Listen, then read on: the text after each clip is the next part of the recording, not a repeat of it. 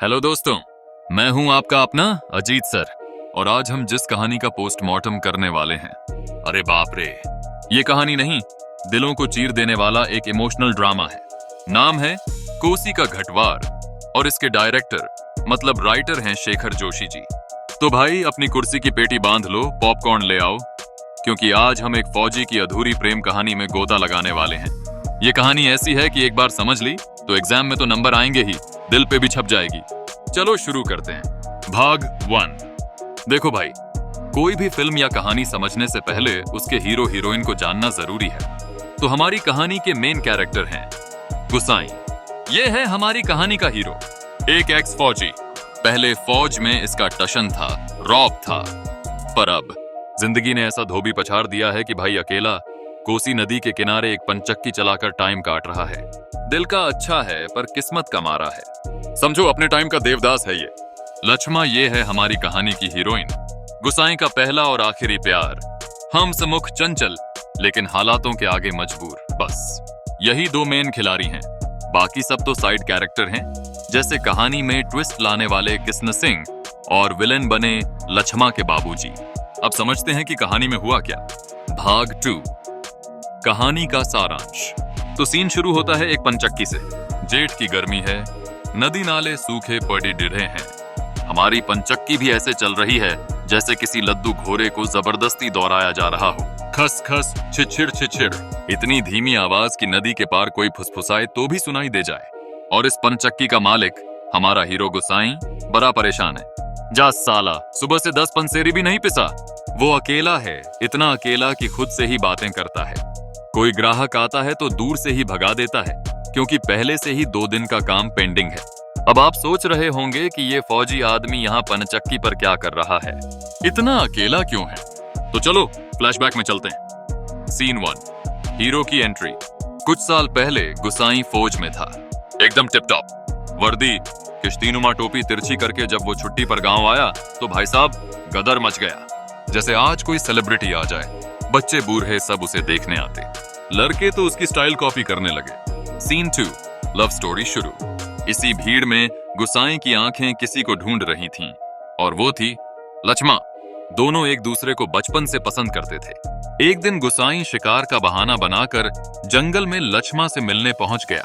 वहां काफल के पैर के नीचे लक्ष्मा गुसाई के घुटने पर सिर रखकर लेटी थी, एकदम परफेक्ट बॉलीवुड सीन। खेल खेल में काफल का लाल रस गुसाई की नई पैंट पर गिर गया। लक्ष्मा मजाक में कहती है, इसे यहीं छोड़ जाना, मेरी कुर्ती बन जाएगी। गुसाई भी फुल हीरो वाले मोड में कहता है, तेरे लिए मखमल की कुर्ती लाऊंगा मेरी सुबह। सीन 3 और विलन की एंट्री। सब सही चल रहा था, पर तभी कहानी में आता है ट्विस्ट। लक्ष्मा के बाप ने शादी से साफ मना कर दिया। क्यों? क्योंकि गुसाई के आगे पीछे कोई नहीं था। अनाथ लड़के को जो बंदूक की नोक पर जान रखता है, उसे लड़की कैसे दे दें? लॉजिक तो था, पर हमारा हीरो तो दिल दे बैठा था। गुसाई वापस फौज चला गया। कुछ महीने बाद उसके एक दोस्त कृष्ण सिंह ने बताया कि उसकी शादी हुई है, लड़की बड़ी पटाखा है, नाम है लक्ष्मा। भाई साहब, ये सुनते ही गुसाई का तो सिस्टम हैंग हो गया। उस दिन उसने 2 पैग रम पी और ऐसा टुन्न हुआ कि अगले दिन अफसर से डांट भी पड़ी। इसी अकेलेपन की वजह से उसने 15 साल तक कभी गांव पलटकर नहीं देखा। सीन 4, जब वी मेट। अब वापस पंचक्की पर आते हैं। गुसाई अकेला अपनी पुरानी यादों में खोया है, तभी एक औरत सिर पर अनाज की गठरी लिए आती है। गुसाई पहले तो उसे लौटाने की सोचता है, पर जब वो औरत बोलती है तो आवाज जानी पहचानी लगती है। वो औरत और कोई नहीं, लक्ष्मा थी। गुसाई तो भाई शौक में वो उसे पहचान लेता है, पर खुद आटे में ऐसा सना हुआ था कि लक्ष्मा उसे पहचान नहीं पाती। गुसाई उसे लौटा देता है, पर जैसे ही वो जाने लगती है, गुसाई से रहा नहीं जाता। वो कांपती आवाज में पुकारता है, लक्ष्मा। लक्ष्मा पलट कर आती है। दोनों में एक अजीब सी खामोशी है।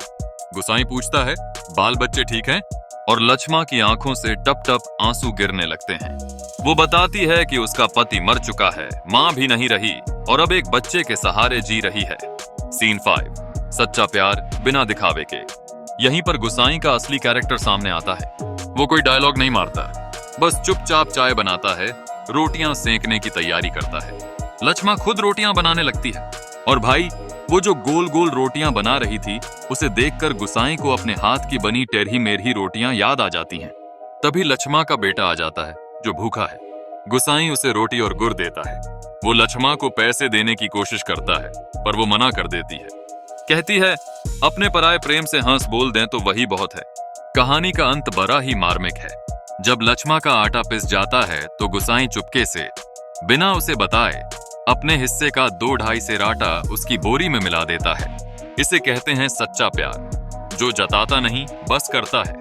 आखिर में वो लक्ष्मा को सलाह देता है कि गंगनाथ देवता का जागर लगा लेना ताकि देवी देवता नाराज ना हो। और फिर लक्ष्मा अपने बच्चे के साथ पहाड़ी पर चढ़ती चली जाती है और हमारा हीरो गुसाई उसे बस दूर से जाते हुए देखता रहता है। पनचक्की वैसे ही चल रही है, खस खस, और गुसाई फिर से अकेला है। भाग 3, कहानी का पोस्टमार्टम, एग्जाम के लिए जरूरी बातें। तो दोस्तों, कहानी तो सुन ली, अब जरा एग्जाम वाली बातें कर लें, वरना कहोगे कि अजीत सर ने सिर्फ मजे कराए। इस कहानी के मुख्य बिंदु क्या हैं? नंबर 1, अधूरी प्रेम कहानी। ये कहानी हैप्पी एंडिंग वाली नहीं है। ये जीवन की सच्चाई दिखाती है कि हर प्यार को मंजिल नहीं मिलती। गुसाई और लक्ष्मा का प्यार समय और समाज की भेंट रच गया। नंबर 2, अकेलापन और अलगाव। गुसाई का अकेलापन सिर्फ शारीरिक नहीं, मानसिक है। वो फौज में भी अकेला था और अब पनचक्की पर भी। उसका दिल अकेला है क्योंकि जिसे वो चाहता था वो उसे नहीं मिली। नंबर 3, मानवीय संवेदना और निस्वार्थ प्रेम। कहानी का सबसे बड़ा मैसेज यही है। गुसाई ने जब देखा कि लक्ष्मा मुश्किल में है तो उसने बिना कुछ कहे चुपचाप उसकी मदद की। आटे में आटा मिला देना, बच्चे को रोटी खिलाना, ये सब उसके निस्वार्थ प्रेम को दिखाता है। पैसा वैसा सब मिट्टी है, असली चीज इंसानियत है। नंबर 4, समय का प्रभाव। 15 साल बहुत लंबा समय होता है। समय ने दोनों को बदल दिया। लक्ष्मा की चंचलता अब जिम्मेदारियों और दुख में बदल गई है और गुसाई का टशन अब एक गहरे अकेलेपन में। नंबर 5, भाषा शैली। शेखर जोशी जी ने पहाड़ी जीवन का इतना सुंदर और सजीव चित्रण किया है कि लगता है सब आंखों के सामने हो रहा है। भाषा बहुत सरल और दिल को छू लेने वाली है। खस खस, किट किट जैसी ध्वनियां कहानी को और असली बनाती हैं। तो मेरे प्यारे दोस्तों, कोसी का घटवार सिर्फ एक कहानी नहीं बल्कि भावनाओं का एक सागर है। ये हमें सिखाती है कि सच्चा प्यार दिखावे का मोहताज नहीं होता। ये हमें सिखाती है कि जीवन हमेशा वैसा नहीं होता जैसा हम सोचते हैं। गुसाई एक हीरो है, लेकिन हारा हुआ हीरो, पर उसकी हार में भी एक जीत है, इंसानियत की जीत, निस्वार्थ प्रेम की जीत। तो उम्मीद है अब ये कहानी आपके दिमाग में एकदम फिट हो गई होगी। अगर कोई भी सवाल हो तो नीचे कमेंट बॉक्स में आग लगा दो। वीडियो पसंद आया हो और कहानी समझ में आई हो तो लाइक का बटन तोड़ दो।